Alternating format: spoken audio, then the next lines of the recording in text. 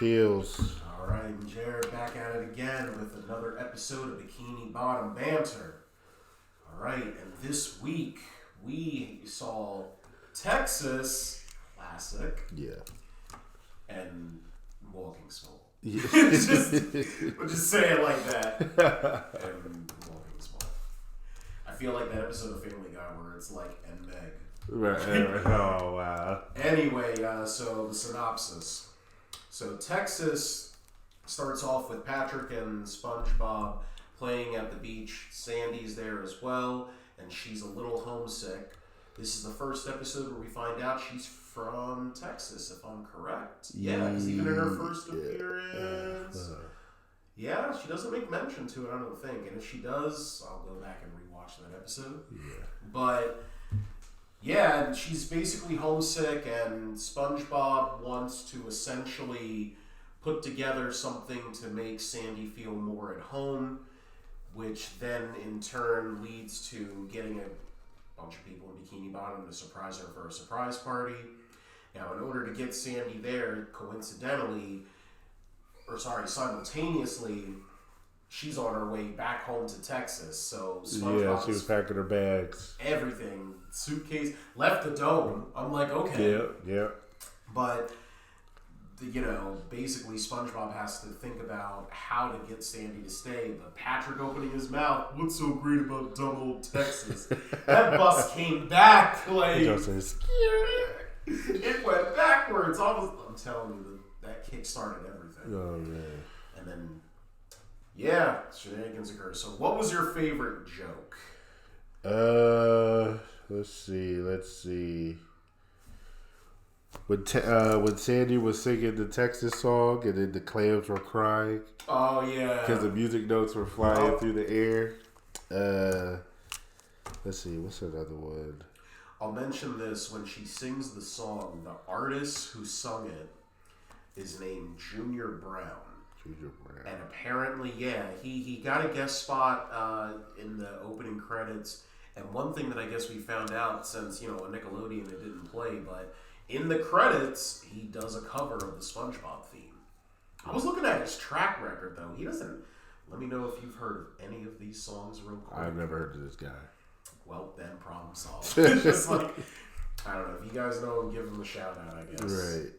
Let's see. Another joke was when... let's see. So they were disrespecting Texas by calling it dumb and stuff like that. And so SpongeBob had the bright idea to if we insult Texas enough and have Sandy chase us, then we can lead her to the Krusty Krab. Yep. So they're going on about Texas, and then Patrick...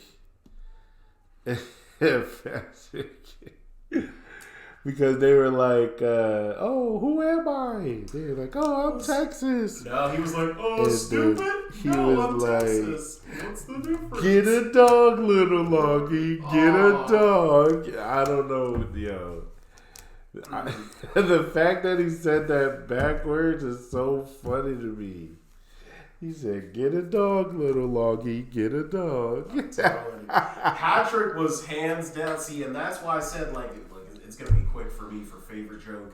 His favorite joke, favorite meme, and what I would change is all in one shot. And that's definitely one of my favorite jokes, for sure. Patrick was going in for no reason. Can you say that lambs from Texas are dumb? Can you say that shoes from Texas are dumb? Even SpongeBob was like, all right, Patrick, I think you should calm down. He was going. Why? All right. Favorite joke, because look, this is the first time it took all three spots. Wow. So easily what I would change, nothing, because favorite joke and favorite meme-worthy moment when Patrick is running away from Sandy, because she gets to a point to where she just has a rope and she's just walking. She destroys a boulder, but I know I've seen this meme before, and it's a GIF. Where Patrick and SpongeBob are running, the rope is right underneath Patrick. Oh, SpongeBob! Bro, he gets pulled back. The explosion, atomic bomb explosion. That's so funny because What happened? He got hurt. That's what happened. Yeah, Patrick got what happened? He got kicked. Yeah, that's definitely a favorite joke for sure. When you see him next, he literally is tied up with like bandages and everything. He's like, "Phew." So, and I say meme worthy also because that's definitely one where it's like when something's creeping up on you or when you're getting older or anything, and then the meme is like they pull you back, and then it's like the cliche one is when you're entering your 30s or 40s.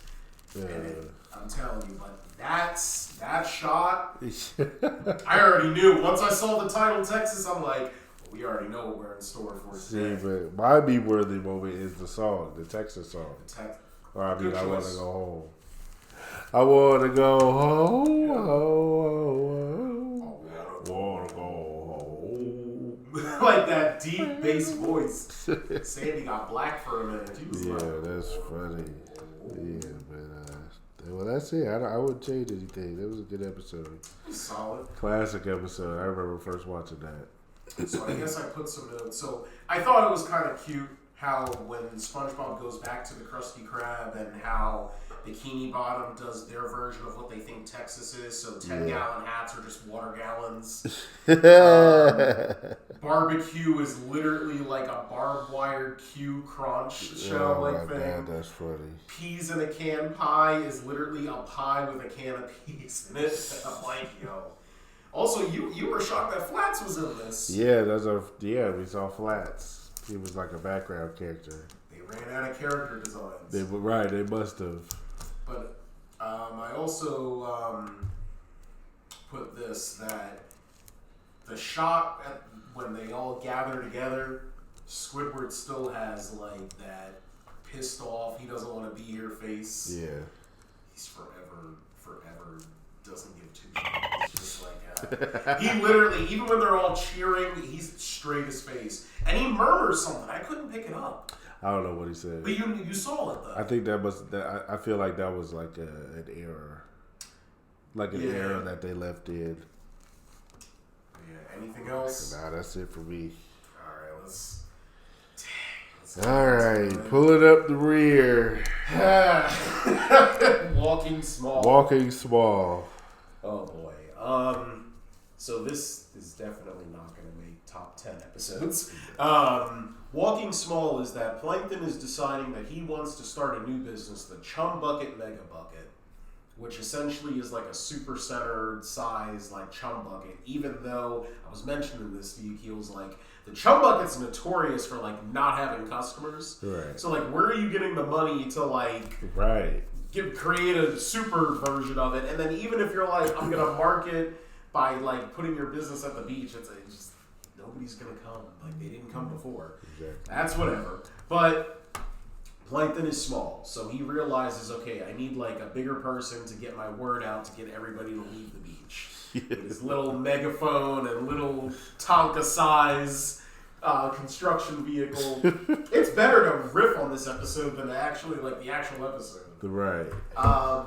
So SpongeBob comes in there and which again I even have problems with that because it's like SpongeBob of all people is the toughest person. It would have made more sense if it was Patrick or Larry. Or Larry, because that's what I was thinking at first. But I was like, oh, it is SpongeBob. They should have made it Larry. Should have made it Larry. He's like, hey, or should have used SpongeBob to be like, do you have any friends that are tough? Like something like that. Yeah. So Plankton is trying to teach, SpongeBob to be assertive. And his version of assertive is messing up everybody's day and basically being the biggest loser on the beach, like that whale. Yeah. So, yeah, I don't know. Like, this episode is very... And then they solve the lesson literally in, like, less than 5 minutes. Like, it's like, oh, I can be extra assertive, and he just becomes nice. You know what? When saying it, out of curiosity, when growing up, did anybody ever say, like, being assertive like that? Like, because maybe that could be a meme thing or something that called No, we can't read that. That's a reach. I mean, stepping on the beach. It was...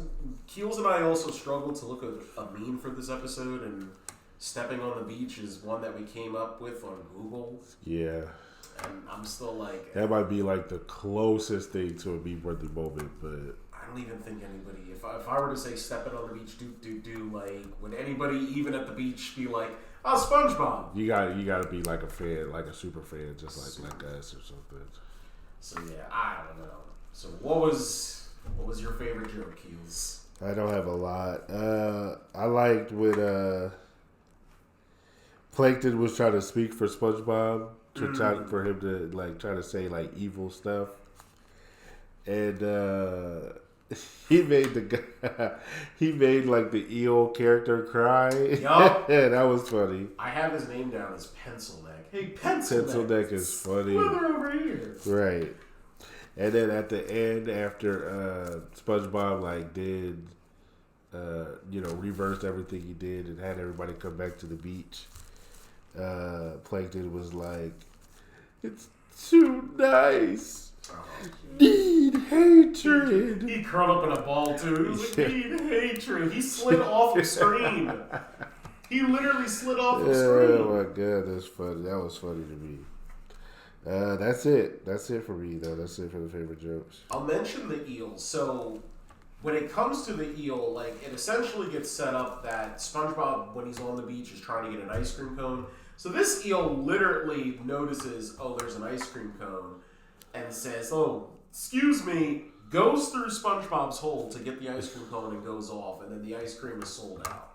Yeah. You never see this eel named Pencil Neck again. Yeah. My theory is this. I feel like when Plankton was talking through SpongeBob and he was ratting on him, I can't even think about what he said. He was just gunning on his life. He was like, if you ever, so like you said, the guy like literally went through SpongeBob's body to get to the ice cream and he cut the line. And so Plankton was like, essentially, if you ever do that again, every waking moment will be torture and misery. Right, and then he started crying. I have a theory. He took his. He left.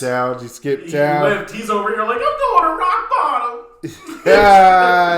He changed his whole life. Listen, when we eventually get to like the episode where they return to rock bottom, I better see him. That would be interesting if we did. You don't know what you did? Oh. We'll talk about. All right, so SpongeBob legit had a moment in here when he was like trying to please Plankton, where he was legit evil. He liked it. He started. The power went to his head. Yup. He had the evil laugh. He was like, ah, like with the one tooth after he cut like evil smirk. He turned evil.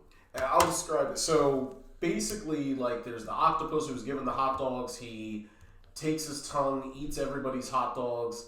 He takes his one tooth, pulls it out, and then like throws it like a boomerang and cuts everybody's like kite strings. Larry's playing volleyball with just the beach people in Bikini Bottom. He's like, throw me the ball. He takes the ball, pops it, and then acts like an elephant. No, let's just go home. Acts like an elephant. Randomly. But he was evil. Like, he was on that borderline, like, Doodlebob level. Like, He was. See? Yo, he definitely got drunk with power on that one.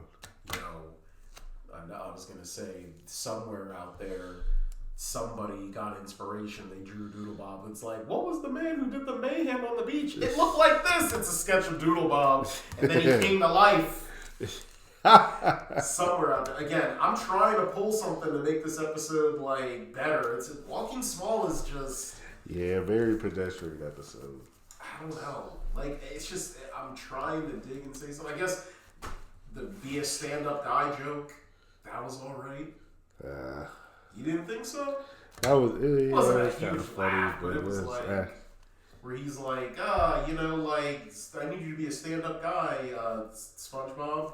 It's like, what about airline food? He's like, what? Airline food? Can't get enough of that stuff. Thank you. Good night. Yeah, me stand up. I'm like, look at you trying to top your hat, SpongeBob. Yeah. Like, I don't know. Like, Texas was better. I'm just gonna say it. Yeah. I'm not pulling any teeth. Yeah. That's it. That carried the load of the episode. Dang, poor Walking Small. Yeah. Walking in the shadow of Texas. Right.